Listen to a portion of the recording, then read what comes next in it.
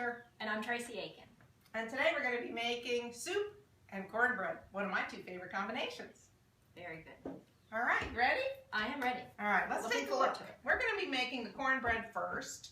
While it's baking in the oven, then we'll make the soup. It only has to cook for about 20 minutes, so hopefully everything will come out nice and warm. Yes, right on time. That's the timing. That's the timing, exactly.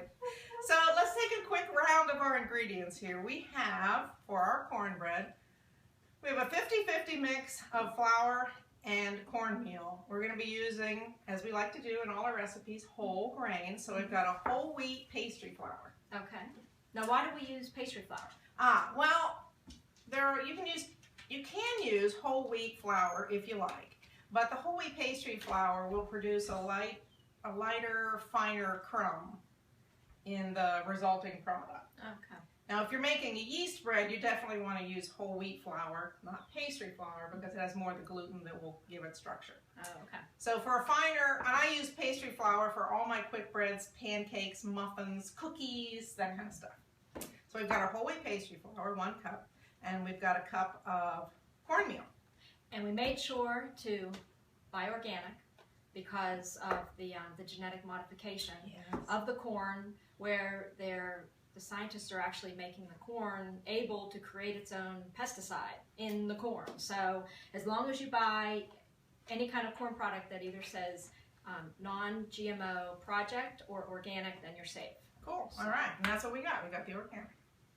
So the other dry ingredients we have are 1 tablespoon of baking powder, 1/2 teaspoon of baking soda, and I like to put a little bit of sweetener in the cornbread. So I've got 2 tablespoons of what you would see on the shelves labeled raw sugar. I think that's a particular brand name. It also goes under the name of turbinado sugar. And why does it look so much different? Well, it's 1 step less processed than regular white sugar. And it also has a tiny bit of caramel flavor to it, which I love. I use it whenever I use sugar. This is the only sugar that we have in the house. And you can use it as a 1-to-1. If it's a recipe for a tablespoon, you just use a tablespoon. Yes, exactly. Got it. I also want to point out that our baking powder is aluminum free. We always buy aluminum free baking powder. Perfect. Okay, that's our dry ingredients. That's our dry ingredients. And for our wet ingredients, we have 1 cup of soy milk. We've got 1 tablespoon of lemon juice and a 1/4 cup of unsweetened applesauce. Okay. And we're also going to make flax eggs. Yay! Once you learn how to do it, it's fabulous. You never need another egg in a recipe. That's right. For all my baking needs, I either use flax meal eggs, or sometimes I'll make chia seed eggs, or sometimes I will buy the off-the-shelf product called Energy, which is basically potato starch that will replace an egg in your baking. But this would be more whole food. This would be more whole food and lots of good nutrients in flax. And you're right, the lignans, when you consume it, it creates the lignans in our gut that are incredibly cancer protective. Fantastic. So this cornbread is going to have all kinds of wonderful health benefits for us. So we're going to start, actually let's start with the soy milk. We want to add the lemon juice first. Why are we putting lemon juice in milk? In the milk. Why would you do that? So the purpose of the lemon juice is it turns this into sort of like a buttermilk. That tang of a buttermilk, which adds nice flavor, I think, to the cornbread. Okay. And also the added acidity of the lemon juice will react nicely with our baking soda and create a lighter, fluffier cornbread in the end. So if somebody has a recipe that calls for buttermilk, can they do that? Absolutely, yes. So it's 1 cup soy milk to 1 tablespoon lemon juice. And did you already say you let it sit, right? Yes, I let it sit and it'll get thick, which will add a nice consistency when we mix it all together. Do we need to stir it or just leave it alone? We should give it a little stir. Let's make sure it's all distributed in there. Okay. And that won't affect. I've never done that before. Okay. So do you want me to go ahead and make the flax eggs? Yes, let's make our flax eggs. Okay, so how much ground flaxseed do we have? That's 2 tablespoons. Okay.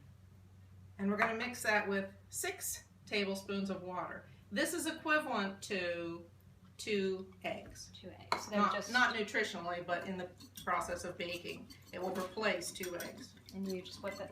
So you keep whipping that, and if you have a little mini processor, food processor, you can do it in there quickly. For me, it takes about 60 seconds to get kind of gooey, like that consistency of a beaten egg. And I've used hand mixers before. Yes. But you just have to make sure once it starts getting gooey, clean your hand mixer right away. Because it gets really tough when you let it sit. It gets crunchy on there or hard to get off? It just, holds on. It's all... All right. Well, we'll try that in one of the next videos. We'll use a hand mixer and see how that looks.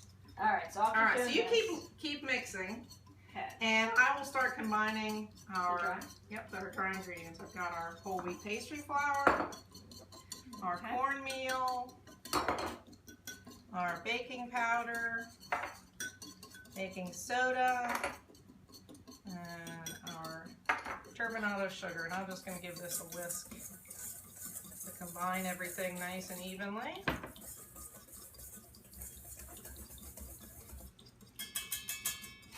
Now I'm going to, just to make it easier to combine everything, I'm going to add our applesauce to our soy milk.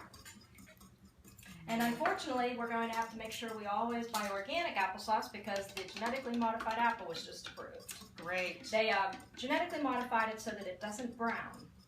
Which I don't honestly want to know how they manage that. So it doesn't brown when you slice it? Yes. Oh my goodness. So, organic apples or apples labeled non-GMO project verified. Safe way to go. Okay, I can tell it's kind of getting that sort of gelatinous. Mm-hmm. Great. So, that's good. Leave it alone now? That's good. All right. Although I thought I would be able to.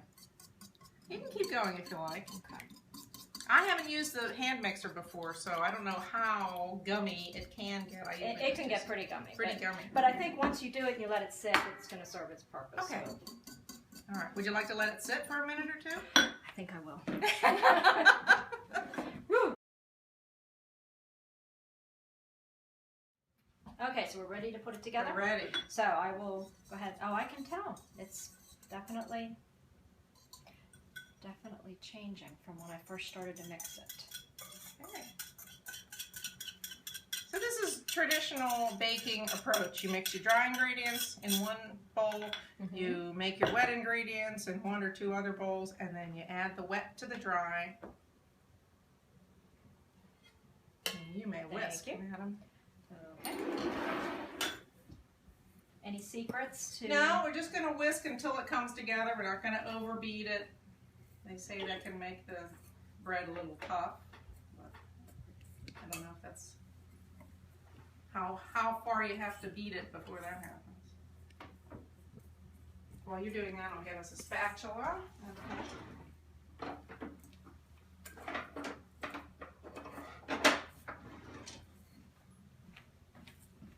And now that looks good, see? There's a couple little crumbs in there, no problem. Can you smell that buttermilk kind of smell? Kind of tangy? A little bit. Yeah. Okay, so you're good. So that's good right there. See, I always worry about that too when they say don't overdo it. I'd love to see someone do an experiment someday and say, okay, if you beat it this much longer, it gets tough. And you've got the parchment paper in here. Yes. Now, honestly, this is supposed to be a non-stick pan. I always just throw a little parchment paper in there anyway. Just makes it so much easier to... Oh, it does. When it's all done, you'll see we just lift it out by the parchment paper. I think this smells really good. It looks great. Who doesn't love cornbread? And this is going to be so much better for us because of all the whole grains. There we are. Now we have our beautiful whole grain cornbread. And we're going to pop this in the oven. It's already been preheated to 425 degrees. We'll bake it for about 20 to 25 minutes.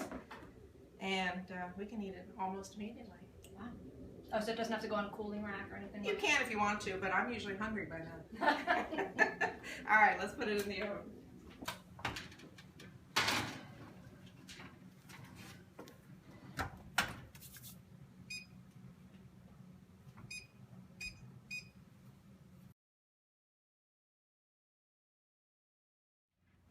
All right, now we're on to your wonderful black bean soup. Black bean soup, which is going to go so well with the cornbread, I think. Which is starting to really smell good. Yay, good.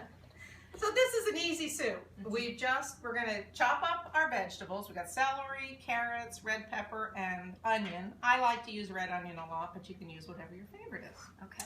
We're going to chop those in our food processor, saute them on the stove, and after they're a little bit tender, we'll just add the rest of the ingredients, which is 3 cans of black beans that we've drained and rinsed. We've got cumin and sage, and then some water to make it a soup. Terrific. And then we'll let it cook for about 20 minutes, and we'll be ready to eat. All right. How can I help? Well, I'll tell you what, I'll chop up the veggies. You want me to bring this collect over? them. That's be great, thank you. Okay. Collect them in our bowl, and then we'll head over to the stove top. Okay. All right, so we'll do our carrots. This could get loud. Do you stay with one vegetable at a time, even though you've got a big enough container? It is big enough, and I probably could do them all at the same time, but I guess it would keep it more uniform if you just I did all think carrots. so. Okay. I think so. I'm not really, haven't done the experimenting to be sure. Okay, here comes the sound. Ready?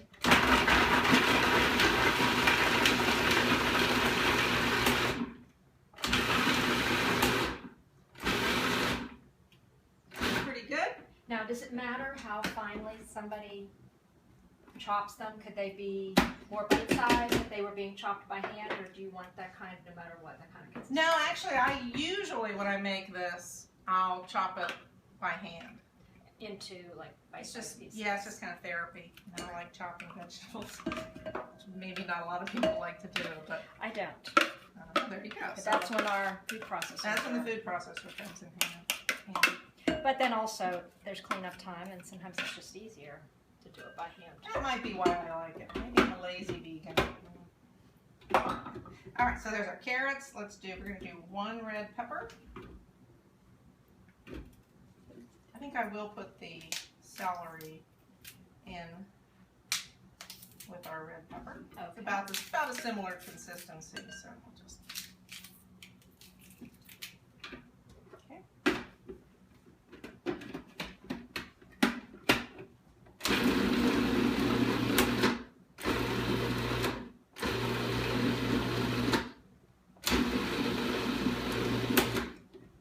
I have to do this in 2 batches. Take out the biggies. Otherwise, the little ones get really little. I really would get like paste. Put that in, and I'll put the rest of these in. Guess I don't have to take the blade out. I can just. Yeah, in fact, you can if you stick your finger up through the hole, you can hang on to it, so it won't fall out. Huh? Pretty nice. Okay. I only learned that by reading the instructions that came with my food processor. Oh, I didn't know you could do that. That's great. All right. Oh, found a carrot. Throw that in there.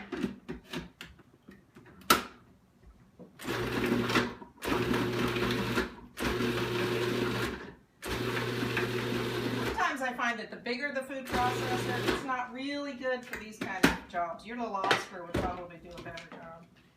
And a I lot of ended up. space to throw it around in. And I did end up having to buy 2. You're right, because there are times when you're making hummus where you need a bigger one, or you end up you have to do it in batches. Yes. So just adds 1 more appliance. Whoops, I guess I didn't follow the directions.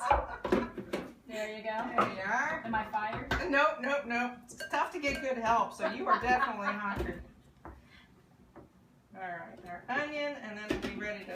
I've got the pot on the stove already getting hot. With nothing in it? Nothing in it. There you go. Put your finger in that bottom See piece if I there. can There do it you this go. time. No crying with the onions this time.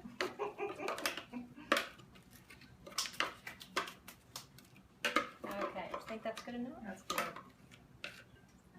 Very nice. Hopefully we'll hear a sizzle. Oh yeah. In the hot pot.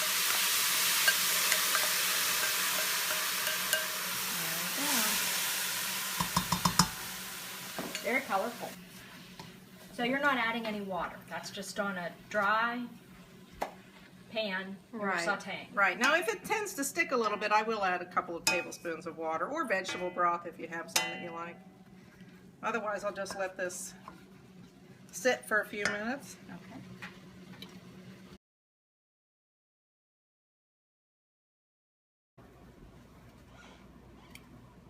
Perfectly clean. So it's all done. There's no gooey center. That's it. Now what I love about the parchment paper is now I can just grab the corners and lift the whole thing out. Look at that. This is nice and clean, so I won't even have to wash that. And this will cool more quickly here. So we'll slice it up in just a couple of minutes. I know everybody's ready for some. So it looks to me like everything's cooked. Yeah, what am I that looks looking good. for to...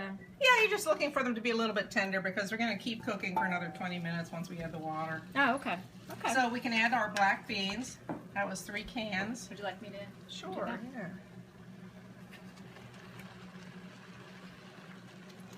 And then we have cumin and sage. Sprinkle this in? Mm-hmm. Sage is one of my favorite spices. Me too. It always reminds me of the holidays. I think that's why I like it so much. Good memories associated with foods. Good foods. Okay. And then we have 6 cups of water.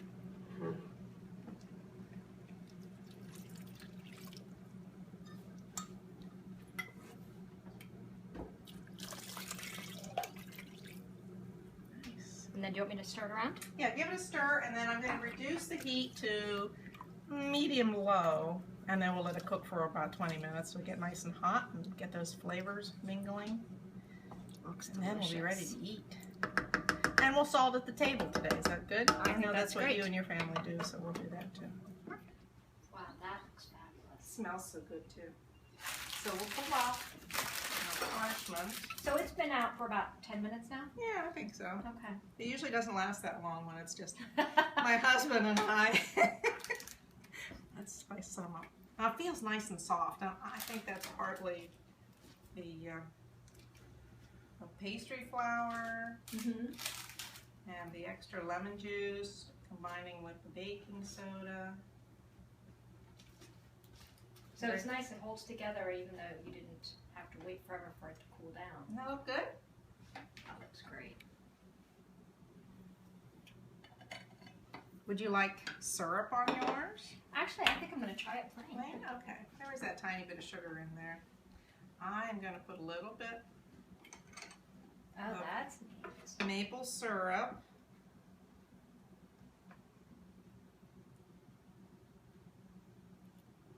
And that's going to be a whole lot healthier than butter. I think I know so. a lot of people I hope put so. butter on cornbread, so.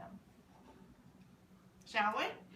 I'm just going to try breaking off. We don't use much in the way of syrups and sugars. It's more of a condiment around here. Which that's perfect. Very good. Shall I make us some tea? Perfect. All right, it's been 20 minutes. Let's see what we've got. Nice and bubbly.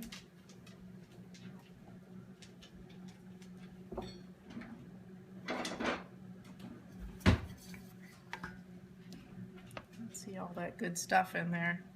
Now you can eat it just like this, or I think what we'll do is use our immersion blender for just a couple of seconds, which will make it even thicker when we sit down to eat it.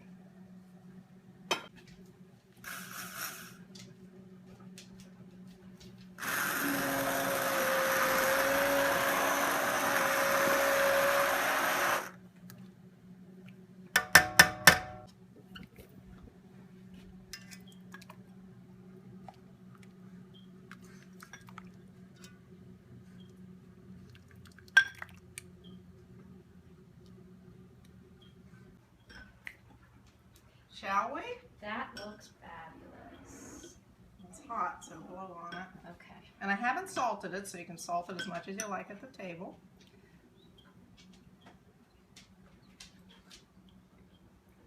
Mmm. So much flavor. That's good. That's very good.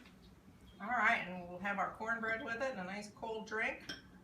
Sounds like an awesome lunch to me. Very nice. Thanks.